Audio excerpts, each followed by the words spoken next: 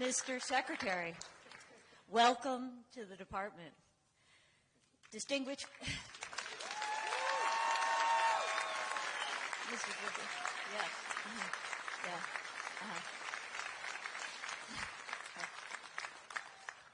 Want to give a special greeting to Mrs. Rubio.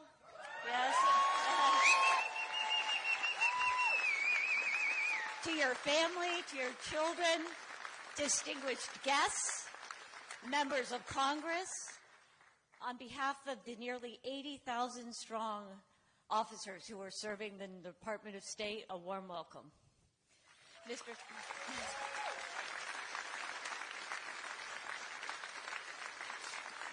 Mr. Secretary, your career exemplifies a life of public service, advocating for core American interests all over the globe.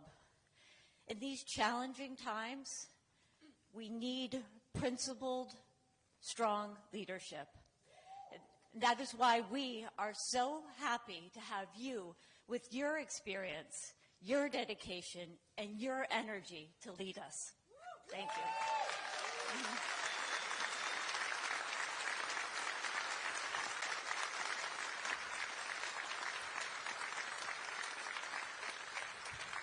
Your team, who are obviously very happy to see you, have proudly supported so many of your trips abroad, where you've advanced security in the Middle East, helped us to sustain our counterterrorism fight, and inspired so many with your walk across the Simon Bolivar Bridge. Mr. Secretary, the men and women of this department are ready to get to work, advancing the agenda of President Trump and of yourself. And with that, I will welcome you to the Department of State. Colleagues, the 72nd Secretary of State, Marco Rubio. Thank you. Thank you.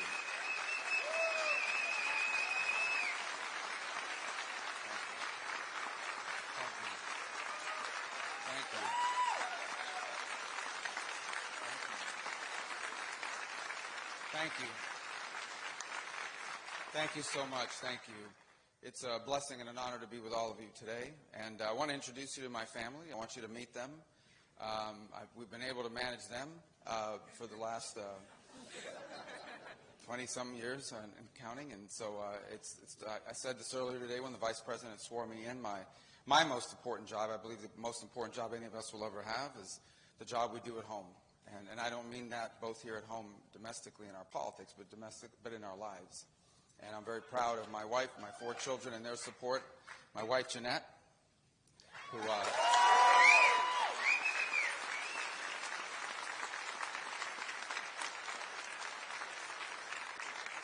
her parents immigrated here from Colombia. Anybody here from Colombia? Anybody cover Colombia? Right. And then my oldest daughter, Amanda. Say hello, Amanda.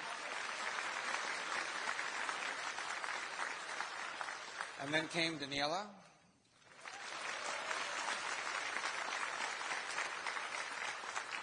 And now Anthony. And our youngest, Dominic. So these three are in school, meaning, college and even jobs. We're still working. He's doing good. He's a junior in high school. And obviously my family beyond that is here who made this possible. Jeanette's mom, Maria, is here. And my sisters, Barbara and Veronica, are here. And a lot of friends that came from Miami who joined us here today. And I'm grateful.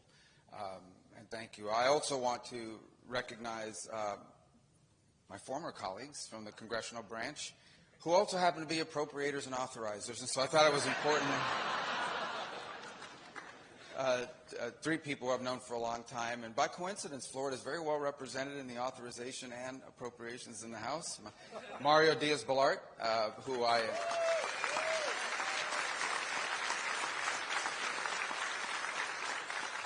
I've known as a personal friend. We served together in the Florida legislature. In fact, sat next to each other on the floor. Who would have thought, Mario, back in the day? And now here we are, and 2 Cuban Americans. If we had a third, they'd call it a conspiracy, but there's only 2, so we're in shape. Congresswoman Lois Frankel, we also served in the legislature together. Again, I know this.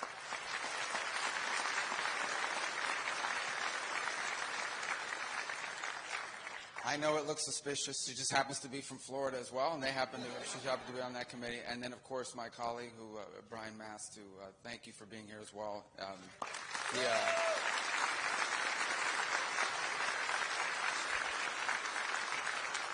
I have asked them as a personal favor to be nice to each of you who we send over to testify and appear before their committees. So, and then to be nice to us when they write those appropriations bills and pass those laws.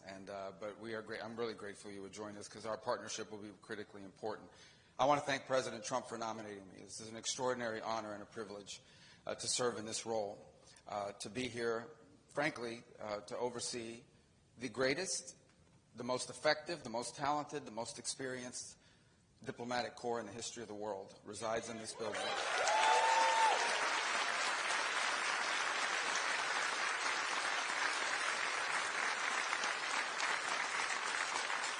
And it's important to remember that obviously they serve our national interest and our foreign policy. They also serve Americans. And as a member of the Senate, we often would get calls for a brief period of time, panicked calls about passports.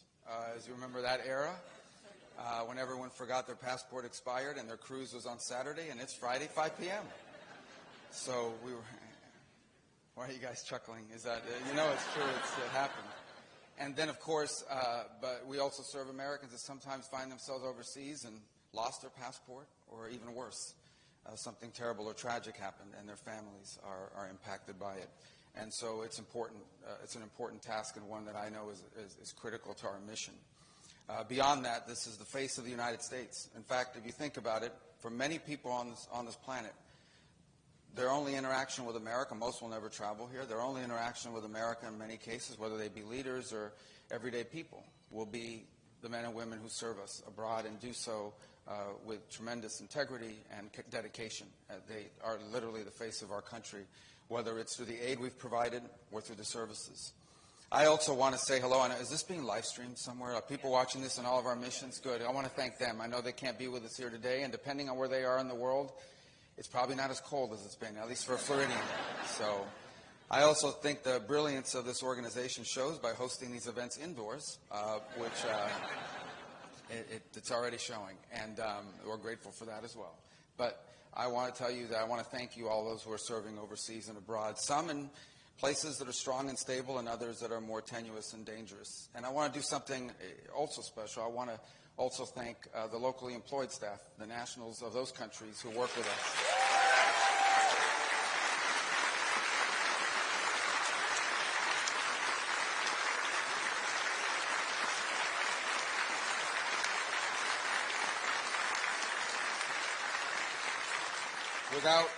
Without their help, without their support, it would be impossible for us to conduct our mission. And in many ways, years later, I've literally run into people in the United States that are either conducting business or visiting as tourists or what have you, and they will tell me they were locally employed they were local employees of our missions abroad, and as a result, their love for our country is never ending. I am new to this department. Today is my first day on the job, literally, but I am not a stranger to it. I've interacted with many of you, both in my travels abroad and in our daily functions. My job now is different, and our job in some ways will be different. In our republic, the voters decide the course of our nation, both domestically and abroad, and they have elected Donald J. Trump as our president when it comes to foreign policy on a very clear mission. And that mission is to ensure that our foreign policy is centered on one thing, and that is the advancement of our national interest, which they have clearly defined through his campaign as anything that makes us stronger or safer or more prosperous. And that will be our mission. That will be our job across the world, is to ensure that we have a foreign policy that advances the national interest of the United States. I expect every nation on earth to advance their national interests. And in those instances, and I hope there will be many, in which our national interest and theirs align, we look forward to working with them. This is in many ways, and again it was referenced by President Trump yesterday in his speech, that he designs that his overriding goal for global policy is the promotion of peace, the avoidance of conflict. And no agency will be more critical in that regard than this one. In fact, it's its founding principle and purpose. And that's what we endeavor to do, to promote peace around the world because that's in our national interest. Without peace, it is hard to be a strong nation, a prosperous nation, and one that is better off. But there will also be challenges. We recognize that there will be those times, unfortunately, as humans interact with one another because of our nature. But there will be conflict. We will seek to prevent them and avoid them, but never at the expense of our national security, never at the expense of our national interest, and never at the expense of our core values as a nation and as a people. We are, at the end of the day, a nation founded on a powerful principle. And that powerful principle is that all men are created equal because our rights come from God, our Creator, not from our laws, not from our governments.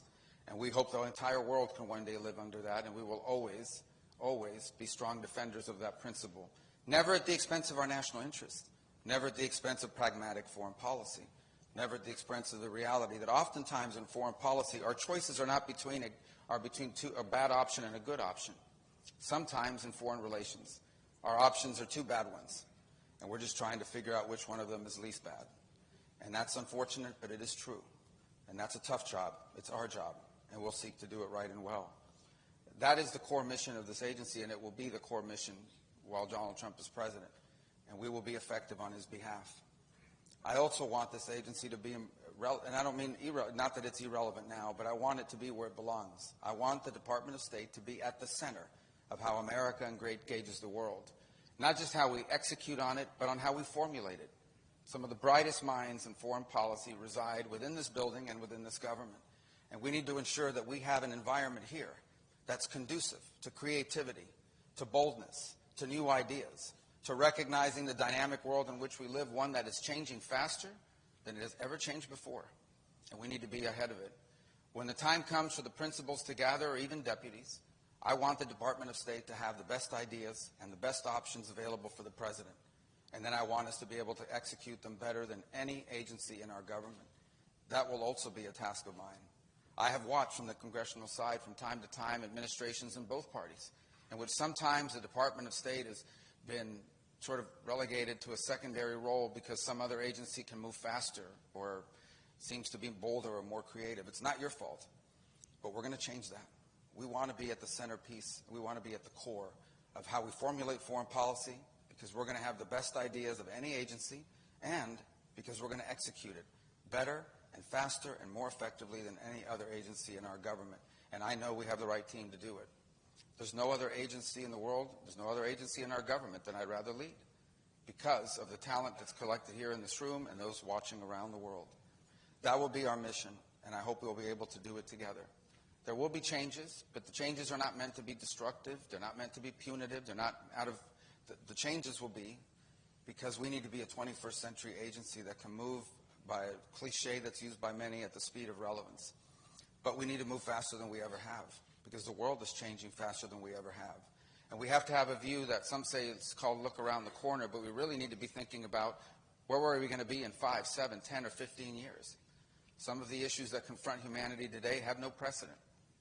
They have no historic precedent. Some of the challenges we face have no historic precedent. We can compare it to another era, to another time, but they're not the same. Things are moving faster than ever. Think about how much the world has changed in the last 5 years. Imagine how much it will change over the next 25 years. And my sincerest hope and my prayer is that we will, as a nation, be able to leave the future generations with a country and a planet safer and better than the one that was left for us.